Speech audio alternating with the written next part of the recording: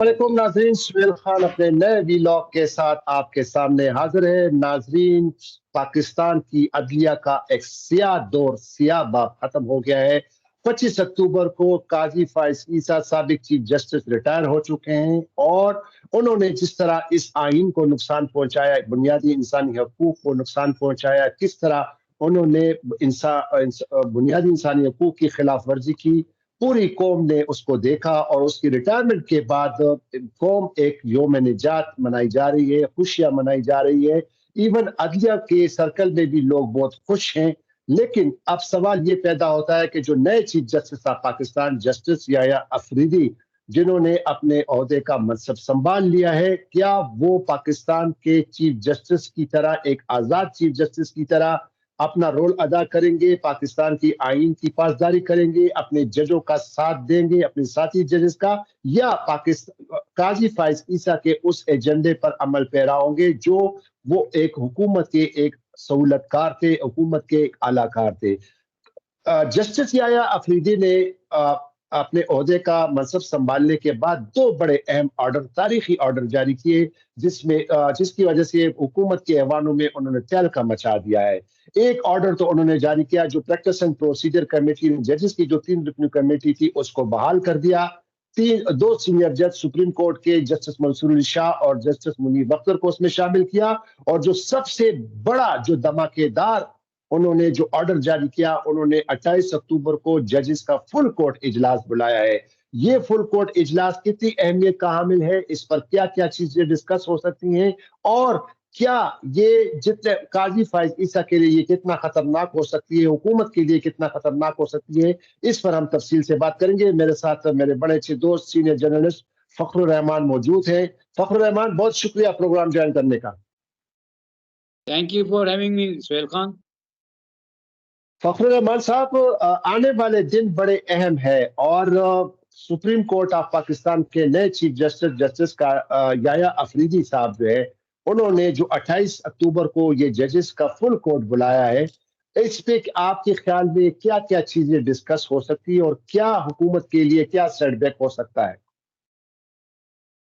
सबसे पहले तो लोगों ने ना इस तरह करके शुक्राने के नफल अदा किए और काजी फाइज ईसा को जो है ना इतनी बद्दुआएं दी हैं कि ना सिर्फ उन्होंने अपने हलफ से रूगर्दानी की है, बल्कि उन्होंने पूरी कौम को अपने इदारे के साथ गद्दारी की, बुनियादी हकूक के तहफ़्फ़ुज़ ना वो कर सके, आइन और कानून को की अमलदारी वो यकीनी ना अपना सके, और परले दर्जे के मुनाफिक इन मुंतकिम मिजाज साबित हुए। उन्होंने जिस तरह से पाकिस्तान तहरीक इंसाफ से बल्ला छीना और जिस तरह से इलेक्शंस के अंदर जो दिन दिहाड़े डाका डाला गया और अभी भी जारी है। देखें तबीयत कितनी खराब हो रही है, उसका नाम लेने से तबीयत खराब, इतना गंदा वायरस था वो पाकिस्तान की सुप्रीम कोर्ट में। सुप्रीम कोर्ट के अंदर लोगों ने शुक्राने के नवाफिल अदा किए। अच्छा जी, चीफ जस्टिस याया अफरीदी जिन्होंने बतौर चीफ जस्टिस सुप्रीम कोर्ट हलफ उठा लिया है और आते ही दबंग तरीके से उन्होंने प्रैक्टिस एंड प्रोसीजर कमेटी जो थी उसको बहाल किया। जस्टिस मंसूर अली शाह और जस्टिस जो मुनीब अख्तर थे वो उसका मेंबर बन गए हैं। तो इससे तो वाज़ेह है कि जस्टिस याया जो हैं वो कुछ ऐसा करने जा रहे हैं जिससे सुप्रीम कोर्ट की और आइन के ऊपर जो गहरे ज़ख्म, ऐसे ज़ख्म जिससे अभी तक खून रस रहा है, काजी फाइज़ छोड़ के गए हैं, शायद वो मरहम पट्टी कर सकें। अब फुल कोर्ट इजलास उन्होंने बुलाया है। फुल कोर्ट इजलास में आम तौर पर तो जो जजों का अंदरूनी मामला होता है उसी को डिस्कस किया जाता है, लेकिन जो सबसे अहम मसला इस वक्त सुप्रीम कोर्ट के जजों के सामने है वो ये है कि जजों को धमकियां दी जा रही हैं, जजों को ब्लैकमेल किया जा रहा है। इस्लामाबाद हाई कोर्ट के जजेस की कंप्लेंट इस वक्त सुप्रीम कोर्ट के सामने है। वो सुप्रीम कोर्ट आए, सुप्रीम कोर्ट से तहफ़्फ़ुज़ मांगा, लेकिन उनको तहफ़्फ़ुज़ ना मिला। तो इसी तरह से सदारती ऑर्डिनेंस जिसके तहत ये प्रैक्टिस एंड प्रोसीजर कमेटी में काजी फाइज़ ने तब्दीली की थी और फिर 63A हॉर्स ट्रेडिंग का रास्ता यानी कि लोटाइज्म जो था उसको रिवाइव किया। ये वो तमाम चीज़ें हैं, ये फुल कोर्ट इजलास के एजेंडे पर होंगी और बड़ा अहम इजलास है। 1 बजे दोपहर में ये शुरू होगा और इसके जो फैसले होंगे वो आइंदा फिर जब समाअत होगी इनसे मुतालिक मुकदमात की या पिटिशंस की, उससे आपको पता चलेगा। अच्छा, ये फ़खर साहब, ये तो फुल कोर्ट जो मीटिंग बुलाई गई, ये तो इंतज़ामी सतह पर जजेस जो है वो देखते, जो आपने जो बातें की वो इन तमाम पहलुओं को इस पर रोशनी डालेंगे। लेकिन इसमें एक अहम चीज़ और भी है कि जस्टिस याया अफरीदी जब चीफ जस्टिस ऑफ पाकिस्तान बन गए तो अब वो सुप्रीम जुडिशल काउंसिल के सरबराह भी बन गए। ये भी बड़ा इंटरेस्टिंग एक सिचुएशन है, क्योंकि अब सुप्रीम जुडिशल काउंसिल के जब वो सरबराह बन गए तो उनके साथ 2 सीनियर जज साहिबान होंगे, जस्टिस सैयद मंसूर अली शाह और जस्टिस मुनीब अख्तर, और इस तरह इस्लामाबाद हाई कोर्ट के चीफ जस्टिस आमिर फारूक और जो बलूचिस्तान हाई कोर्ट के जो चीफ जस्टिस है, नाम में भूल गया हूं, काकड़ साहब, वो है। तो आप क्या समझते हैं कि जो सुप्रीम जुडिशल काउंसिल का इजलास भी justice Yahya Afridi chief justice of Pakistan ने बुलाया है 8 नवंबर को, तो सुप्रीम जुडिशल काउंसिल में इवन साबिक चीफ जस्टिस काजी फाइज ईसा के खिलाफ भी बड़ी कंप्लेंट पेंडिंग है, इस्लामाबाद हाई कोर्ट के जजेस के खिलाफ भी कंप्लेंट्स पेंडिंग है। तो ये जो 8 नवंबर को जो इजलास बुलाया है, तो इसमें आप क्या समझते हैं कि इस पे क्या किस्म की कार्रवाई हो सकती है? लेकिन सुप्रीम जुडिशल काउंसिल वो फोरम है आइन के तहत जहां पर जजों के खिलाफ उनको ओहदे से हटाने के हवाले से, उनके मिसकंडक्ट के हवाले से शिकायत जो है ना वो आती हैं और कोई भी शिकायत कर सकता है। एक तो रेफरेंस होता है, जो सदारती रेफरेंस जिसको हम कहते हैं, जो कि सुप्रीम जुडिशल काउंसिल में हुकूमत की तरफ से भेजा जाता है, जैसे काजी फाइजा के खिलाफ भेजा गया था और वो मामला अधूरा रह गया था। 1,25,000 के लगभग डॉलर जो थे, उसकी मनी लॉन्ड्रिंग काजी फाइज ईसा ने की थी अपनी बेगम के थ्रू और फिर लंदन में फ्लैट्स खरीदे थे। उसके बाद उन्होंने एक ऐसा खेल रचाया कि वो मामला जो था जनरल बाजवा ने पेंडिंग में डाल दिया और इसलिए डाल दिया था कि उनको सुप्रीम कोर्ट से कुछ फ़ायदे लेने थे। और इसीलिए काजी फाइज ईसा के खिलाफ जो मामला बिल्कुल अपनी हतमी नतीजे में पहुंच गया था, उनको ओहदे से फारिग होना पड़ता, लेकिन वो मामला रुक गया। अब यकीनन सुप्रीम जुडिशल काउंसिल में कंप्लेंट्स आई हुई हैं और उनको मेरिट पर देखा जाएगा और फिर उस हवाले से भी उन्होंने फैसले करने हैं। लेकिन सबसे इम्पोर्टेंट बात ये है कि इस्लामाबाद हाई कोर्ट के जजेस जो थे, जिनमें से उनको ब्लैकमेल करने की कोशिश की गई, धमकियाँ दी गई, फैमिली के जो उनके मेंबर्स थे उनको धमकाया गया, डराया गया और सारा कुछ किया गया। तो सुप्रीम कोर्ट जो है वो अब जिस तरह जस्टिस याहिया अफरीदी तमाम जजेस को साथ लेकर चलना चाहते हैं, उसका वाज़े उन्होंने इशारा भी दे दिया है। तो जस्टिस अमीनुद्दीन टाइप जो लोग हैं, अब उनके लिए एक ही रास्ता है और वो ये है कि या तो वो फैसला कर लें कि वो आइन और कानून के तहत अपनी ज़िम्मेदारियाँ निभाएँगे, या फिर जो है ना वो अगर कॉम्प्रोमाइज़ जज के तौर पे रहना चाहते हैं, तो फिर सुप्रीम जुडिशल काउंसिल में उनके खिलाफ भी मामलात को देखा जा सकता है। बड़ा इम्पोर्टेंट इजलास होगा सुप्रीम जुडिशल काउंसिल का, क्योंकि इससे पहले जस्टिस याहिया अफरीदी जो थे, उनका सुप्रीम जुडिशल काउंसिल से कोई ताल्लुक नहीं था। तो यकीनन वो सुप्रीम जुडिशल काउंसिल में कितने केसेस या कितनी शिकायत पेंडिंग हैं, उन सब का मेरिट पर जायज़ा लेंगे और फिर उसके मुताबिक वो शायद अहकामात भी जारी करें। लेकिन इस सबसे इम्पोर्टेंट बात ये है कि अब सुप्रीम कोर्ट में एक जज की कमी है और वो असामी जो है ना, खाली असामी जो है उसको पुर करना है। अब जुडिशियल कमीशन ऑफ पाकिस्तान का इजलास भी होना है। अब ये जो 26वीं आईनी तरमीम की गई है, इसके तहत जब ये इजलास होगा और हुकूमत जो है वो ये समझती है कि वो अदलिया को इस फोरम के ज़रिए से कंट्रोल कर सकेगी अपनी मर्ज़ी के जज लगाकर। तो इस वक़्त सबसे बड़ा चैलेंज नए चीफ जस्टिस जस्टिस याहिया के सामने अदलिया की खुद मुख्तारी, अदलिया की आज़ादी, उसको यकीनी बनाना है और उसके ऊपर जिस तरह से हमला करने की या उसको गुलाम बनाने की कोशिश 26वीं आईनी तरमीम के जरिए की गई है, उसको किस तरह काउंटर करना है। पिटीशंस तो आ रही हैं। अब पाकिस्तान तहरीक-ए-इंसाफ ने वोटिंग में हिस्सा नहीं लिया था। अब पाकिस्तान तहरीक-ए-इंसाफ जो है वो पिटीशन लेके सुप्रीम कोर्ट में आती है। एक तो ये मामला है। दूसरा, सुप्रीम कोर्ट के पास जुडिशियल रिव्यू का इख्तियार है, यानी कोई भी आइन साजी होती है तो नज़रसानी का जो इख्तियार है वो सुप्रीम कोर्ट के पास है कि आया ये आइन के तहत की गई है। अब देखें, 2-3 बड़े मामलात हैं। एक, मखसूस नशिस्तों पर जो फैसला सुप्रीम कोर्ट ने दिया उस पर अमल दरामद का है। इलेक्शन कमीशन जो है कल इस पर अमल दरामद करता है या नहीं करता, ये इलेक्शन कमीशन को इसका फैसला करना होगा। चीफ इलेक्शन कमिश्नर जो हैं इस वक्त उज़्बेकिस्तान में, आज इंतखाबात हो रहे हैं, वो वहाँ गए हुए हैं। वहाँ से उनकी वापसी होगी तो ये मामला टेकअप होगा। इसके बाद जो 9 फरवरी के इंतखाबात, 8 फरवरी के इंतखाबात में जो कौमी मैंडेट पे डाका डाला है, पाकिस्तान तहरीक-ए-इंसाफ की पिटीशन है, उसकी समाअत कब होगी? वो बड़े अरसे से उसकी समाअत की बात कर रहे हैं और उसको फिक्स करना है। तीसरा, आईनी तरामीम।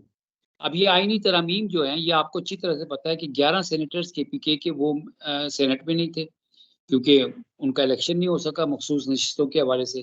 23 अरकान असेंबली जो कि मखसूस नशिस्तों के पीटीआई के थे, उसके वो नहीं थे। इलेक्शन कमीशन ने सुप्रीम कोर्ट के फैसले पर अमल नहीं किया। हाउस कंप्लीट नहीं थे। एक तो सबसे बड़ा जो कानूनी नुक्ता है, आईनी नुक्ता है, वो ये है कि जब आइन कहता है कि दोनों हाउस मुकम्मल हो तो कानून साजी हो सकती है, 2/3 मेजोरिटी के साथ आइन में तरमीम की जा सकती है। ये तो 26वीं आईनी तरमीम तो इसी नुक्ते पर उड़ जाती है। बाकी अदलिया की खुद मुख्तारी के ऊपर जो हमला है वो आर्टिकल 2A है, उसमें लिखा हुआ है कि अदलिया की खुद मुख्तारी पर के खिलाफ कुछ नहीं हो सकता। फिर बुनियादी स्ट्रक्चर यानी सेलिएंट फीचर जो है उससे मुतसादिम है ये आईनी तरमीम, जिसमें 3 ऑर्गन्स हैं, अदलिया, मुकन्नना और हुकूमत। तीनों एक दूसरे के इख्तियारात के ऊपर असरअंदाज नहीं हो सकते, ना ही कुछ कर सकते। और ये आपको, सॉरी टू कट यू, आपके साथ ऐड कर रहा हूँ, जब उस दिन रेफरेंस था, अलविदाई रेफरेंस था काजी फाइज ईसा के एजाज में, तो उस अपने एड्रेस में फिर चीफ जस्टिस याया अफरीदी ने ये कहा था कि वो ट्राइकॉटमी के ऑफ पावर्स के जो है ना, in theory of separation of power, उस पर भी बड़ा वो डिटरमिन करेंगे, उसका ख्याल रखेंगे। साथ ही साथ अदलिया की मुख्तारी और जजेस की डिग्निटी यानी उनके वकार का भी तहफ़्फ़ुज़ किया जाएगा। एक बात। दूसरी बात यह है कि आपको याद होगा कि जस्टिस मंसूर अली शाह साहब ने साबिक चीफ जस्टिस को खत लिखा था कि जब तक आप एक फुल कोर्ट नहीं बुलाएंगे और जो प्रैक्टिस एंड प्रोसीजर एक्ट में जो ऑर्डिनेंस के जरिए जो तरमीम की गई है उसकी आईनी हैसियत को आप उस डिटरमिन नहीं करेंगे, उसका जायजा नहीं लेंगे, तो वो किसी बेंच का हिस्सा नहीं होंगे, किसी लार्जर बेंच का या खुसूसी बेंच का। तो अब जस्टिस याया अफरीदी जो चीफ जस्टिस ऑफ पाकिस्तान बन गए हैं, उन्होंने तो प्रैक्टिस एंड प्रोसीजर एक्ट में जो ऑर्डिनेंस का जो के तहत जो उनको पावर थी, उन्होंने अपना पावर इस्तेमाल करते हुए जस्टिस मुनीब अख्तर को वापस कमेटी में ले आए। अब बुनियादी सवाल ये है कि जस्टिस मंसूर अली शाह ने जो बुनियादी सवाल उठाया था कि फुल कोर्ट बुलाया जाए और इसी ऑर्डिनेंस के जरिए जो तरमीम की गई थी उसको देखा जाए। और फखर वो इम्पोर्टेंट इसलिए है कि अगर फुल कोर्ट एक बुलाई जाती है और उसको देखा जाता है तो फिर जो काजी फाइज ईसा ने उस ऑर्डिनेंस के जरिए अपना इख्तियार इस्तेमाल करते हुए जस्टिस मुनीब अख्तर को कमेटी से निकाल कर जस्टिस अमीनुद्दीन खान को उसमें डाल दिया था, और उसी कमेटी ने फिर एक 5 रुकनी बेंच बनाया जिन्होंने 63A का फैसला जो है वो उड़ा दिया, और फिर वो पार्लियामेंट में उन लोगों को इजाजत दी गई कि आप जो है ना फुली जो है ना हॉर्स ट्रेडिंग करें, वोटे लोटों को खरीदे। तो अगर वो चीज उठाया गया तो फिर तो ये सब चीज उल्टा हो जाएगा। फखर रहमान, आप नहीं समझते कि हो सकता? लेकिन धड़म तख्ता होगा।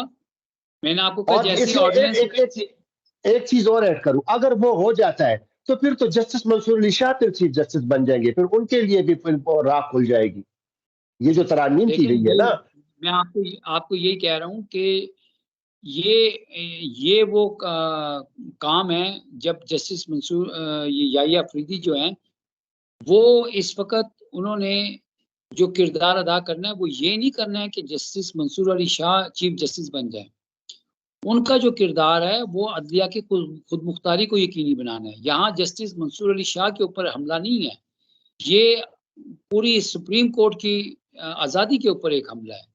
और इसको पसपा करने के लिए बिल्कुल उनको जो कुछ करना चाहिए उनको करना पड़ेगा।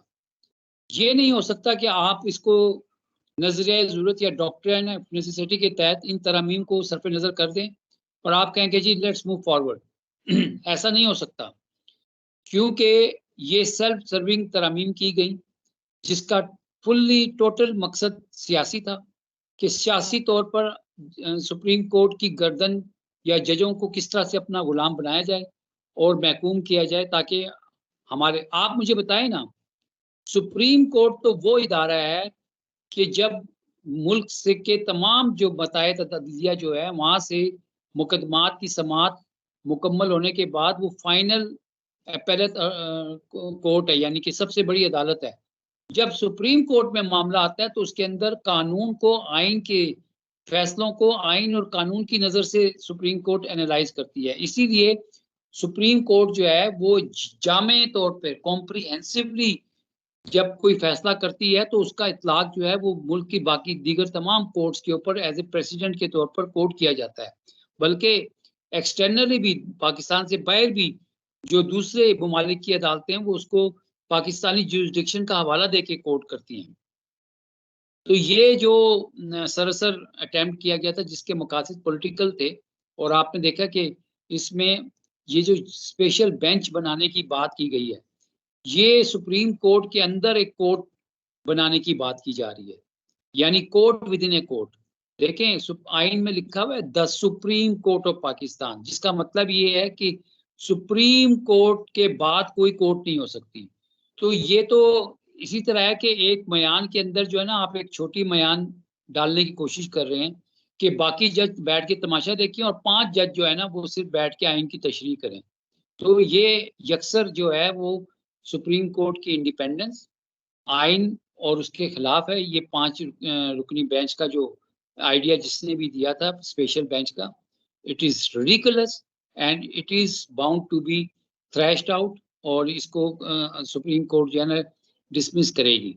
तो बड़े इंटरेस्टिंग दिन आ रहे हैं, और इसी तरह से ये जो जाली हुकूमत है इसका भी फैसला जो है वो सुप्रीम कोर्ट से जल्द आपको होता हुआ नजर आएगा। बहुत शुक्रिया फखरुर रहमान। तो जी नाज़रीन, आप अगर हम अब इसको सम अप करें तो अब पता चलेगा कि जो नए चीफ जस्टिस ऑफ पाकिस्तान है जस्टिस याया अफरीदी, क्या वो काजी फाइज ईसा की उस लिगेसी को, उस जो एक सियाह दौर था उसके नक्शे कदम पर चलेंगे, या एक नए सुप्रीम कोर्ट ऑफ पाकिस्तान के इदारे या नए सरबराह की हैसियत से वो अपने तमाम साथी जजेस के साथ चलेंगे, आइन और कानून की बालादस्ती के साथ चलेंगे, या वो भी काजी फाइज ईसा की तरह हुकूमत के अलाकार बनेंगे। एक और प्रोग्राम में दोबारा आपके सामने हाजिर होंगे। नए देखने वाले नाज़रीन से इल्तिमास है कि वो चैनल को जरूर सब्सक्राइब करें। तो खुदा हाफिज, पाकिस्तान जिंदाबाद।